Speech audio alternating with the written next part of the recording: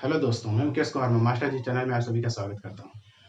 आज हम नए टॉपिक रासायनिक अभिक्रिया के अभिलक्षण की विस्तृत जानकारी इस चैप्टर में करेंगे। बात करते हैं रासायनिक अभिक्रिया के अभिलक्षण। हमारा पाठ चल रहा था, पहला पाठ है रासायनिक अभिक्रिया एवं समीकरण। उसमें बहुत सारी टॉपिक्स की जानकारी हो चुकी है। उसको देखने के लिए हमारे पहले वाले वीडियो में जाके प्ले लिस्ट में जानकारी प्राप्त करें। तो यहाँ से बात हो रही थी रासायनिक अभिक्रिया के अभिलक्षण की। तो रासायनिक अभिक्रिया के निम्नलिखित अभिलक्षण है। नंबर 1 गैस का बनना, नंबर 2 अवक्षेप का बनना, नंबर 3 अवस्था में परिवर्तन। तो इस प्रकार हम कह सकते हैं कि किसी भी रासायनिक अभिक्रिया की पहचान के लिए उसमें कितने प्रकार के परिवर्तन होते हैं, कौन कौन से उत्पाद बनते हैं, कैसी कैसी क्रियाएं होती हैं, उससे ही रासायनिक अभिक्रिया का अभिलक्षण कहा जाता है। तो पहले बात कर लेते हैं हम रासायनिक अभिक्रिया के निम्नलिखित अभिलक्षण है। रासायनिक अभिक्रिया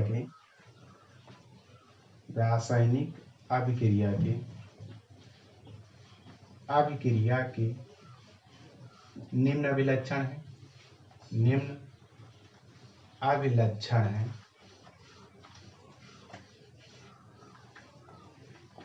नंबर 1 गैस का बनना।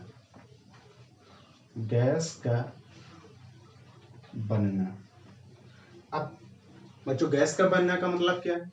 मतलब कोई ऐसे अभिकारक जो आपस में टक्कर करके कोई नए प्रकार के उत्पाद बनाते हैं, उस उत्पाद में कोई गैस। तो इस प्रकार की जितनी भी क्रियाएं हैं वो कैसे रासायनिक क्रिया के लक्षण होगा और उसमें क्या प्राप्त हो रहा? गैस बन रहा। तो यहां से हम कह सकते हैं कि कोई ऐसी क्रिया कर दें जहां पर हम क्रिया करा देते हैं जिंक की अपक्रिया कराई गई। उदाहरण के रूप में हम लोग ले लेते हैं। तो जिंक की अपक्रिया हाइड्रोजन क्लोराइड के साथ कराने पर, तो हाइड्रोजन क्लोराइड के 2 अणु लिए गए, आपस में क्रिया कराया गया। तो यहाँ से ZnCl2 जिंक क्लोराइड प्राप्त हुआ तथा हाइड्रोजन गैस बाहर निकल के आई। तो उदाहरण में हम पहले भाषा में क्या लिखेंगे? भाषा में लिखेंगे जब अभिकारक आपस में क्रिया करते हैं तो उत्पाद के रूप में कोई गैस देते हैं, जिसे गैस का बनना कहा जाता है। उदाहरण में जिंक की अपक्रिया हाइड्रोजन क्लोराइड के साथ कराने पर जिंक क्लोराइड व हाइड्रोजन गैस प्राप्त होती है। तो इसका नाम क्या हुआ? ये जिंक धातु हो गई, हाइड्रोजन क्लोराइड हो गया, हाइड्रोजन क्लोराइड, ये जिंक क्लोराइड हो गया, जिंक क्लोराइड, और क्या बना? हाइड्रोजन गैस प्राप्त हुई, हाइड्रोजन गैस। फिर दूसरा अवक्षेप का बनना। अवक्षेप का बनना। अब अवक्षेप मतलब किसी भी रासायनिक क्रिया में जो उत्पाद हो उसका रंग में परिवर्तन हो जाए, कणों के रूप में प्राप्त हो जाए, कोई ऐसा उत्पाद प्राप्त हो जिसमें अवस्था में परिवर्तन हो जाए या उसके कणों में परिवर्तन हो जाए। तो इस प्रकार का जो लक्षण है वो कैसा होगा? अवक्षेप का बनना। तो अवक्षेप के बनने में हम कह सकते हैं उदाहरण के रूप में कि पोटेशियम आयोडाइड लिया गया, पोटेशियम आयोडाइड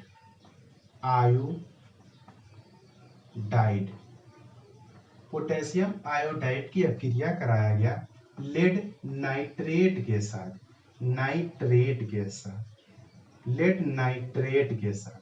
जब लेड नाइट्रेट के साथ कराया गया तो यहाँ से लेड आयोडाइड और पोटेशियम नाइट्रेट का पीला अवक्षेप प्राप्त होता है। तो यहाँ से क्या प्राप्त हुआ? पीला अवक्षेप प्राप्त हो गया। तो यह जो लक्षण है वो क्या कहलाए? अवक्षेप का बनना। मतलब किसी भी रासायनिक क्रिया का कैसा अभिलक्षण है? अवक्षेप के बनने का अभिलक्षण है। अगली बात कर लेते हैं नंबर 3, यहाँ से आपका अवस्था में परिवर्तन। अवस्था में परिवर्तन। अब अवस्था में परिवर्तन क्या है? किसी भी रासायनिक अभिक्रिया में यदि अभिकारक ठोस अवस्था में है तो उसे गर्म किया जाए, ठंडा किया जाए या किसी भी पदार्थ के साथ मिलाया जाए। मिलाने के बाद वह पदार्थ ठोस से द्रव में बदल जाए, अगर द्रव में हो गैस में चला जाए, गैस में हो द्रव में आ जाए, द्रव में हो ठोस में बदल जाए। मतलब इस प्रकार का कोई भी प्रोसेस हो तो उसकी अवस्था में परिवर्तन होता है। इस प्रकार का जो परिवर्तन हुआ वो कैसा रासायनिक क्रिया का लक्षण है? अवस्था में होने वाला परिवर्तन का लक्षण है। तो यहाँ हम उदाहरण के रूप में देख सकते हैं, कोई ठोस पदार्थ लिया गया, अब इसी ठोस को क्या किया गया? गर्म किया गया। गर्म करने पर किस अवस्था में बदला? द्रव में। अगर द्रव लिया जा रहा है तो उसको गर्म किया जा रहा है, किस में जाएगा? गैस अवस्था में जाएगा।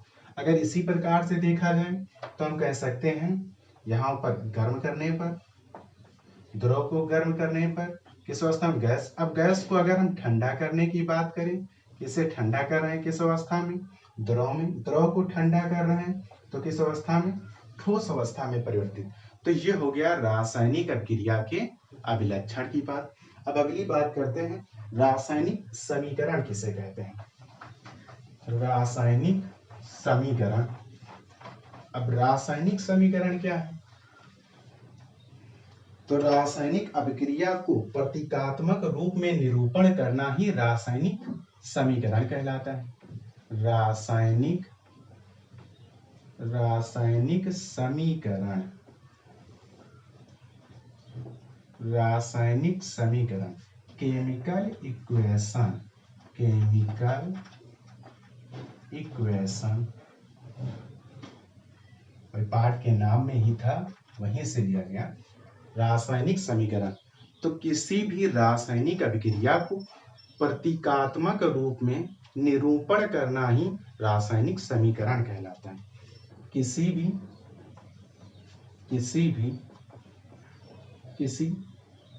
रासायनिक अभिक्रिया को रासायनिक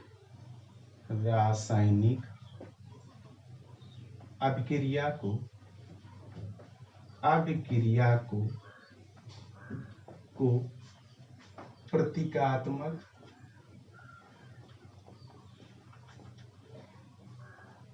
रूप में निरूपण करना ही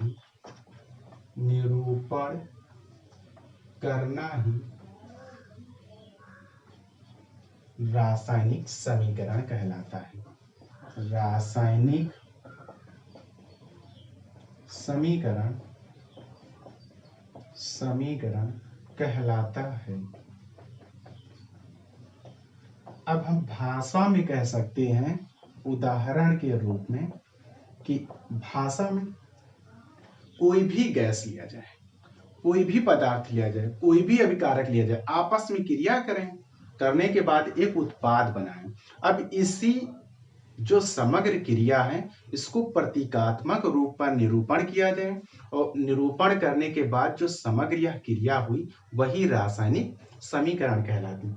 जैसे हम कह सकते हैं हाइड्रोजन को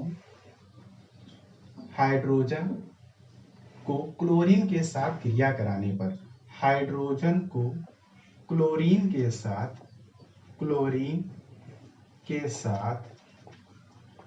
क्रिया कराने पर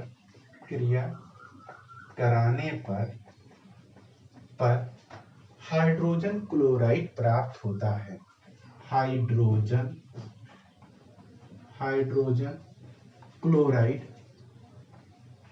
क्लोराइड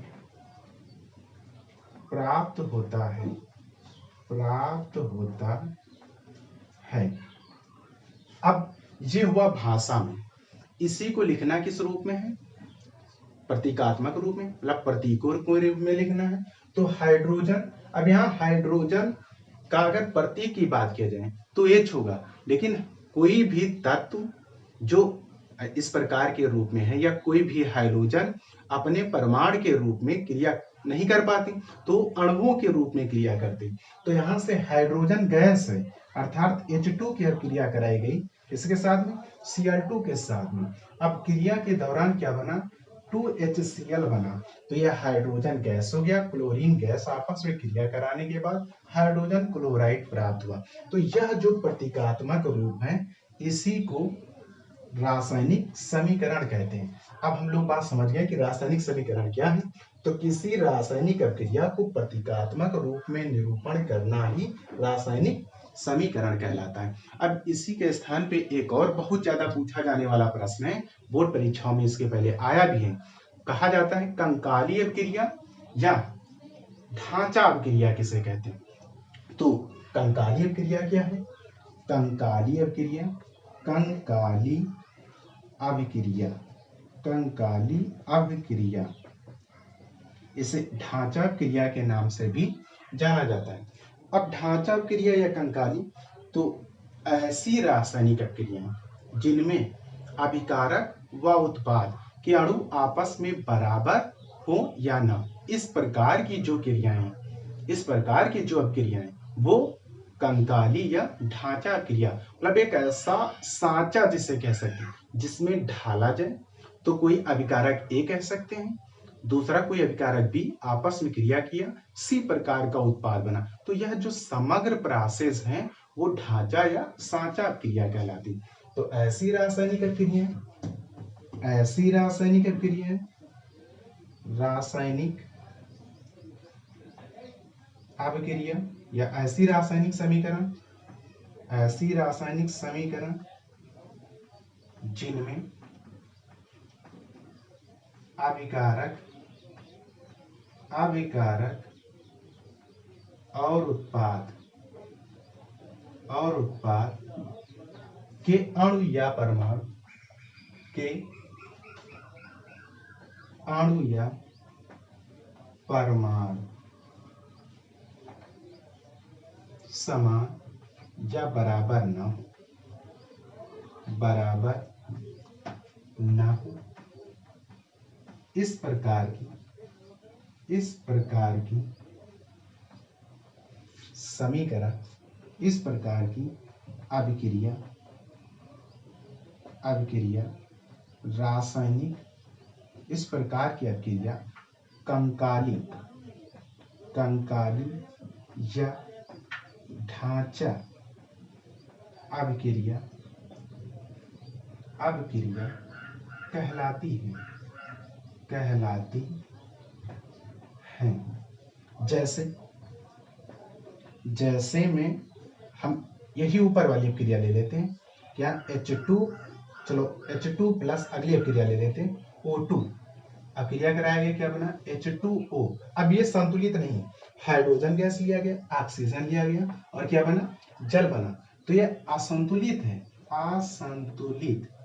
असंतुलित। लेकिन अभिक्रिया कैसी है, कंकाली अभिक्रिया जिसमें अभिकारक है और आपका क्या है, उत्पाद है। आगे वाले जो पदार्थ हैं इसे अभिकारक कहते हैं, अभिकारक जो है पीछे आपका आया इसे क्या कहते हैं, उत्पाद कहते हैं। तो यह जो क्रिया है वो कैसी, कंकाली अभिक्रिया कहलाती है। थैंक यू, धन्यवाद।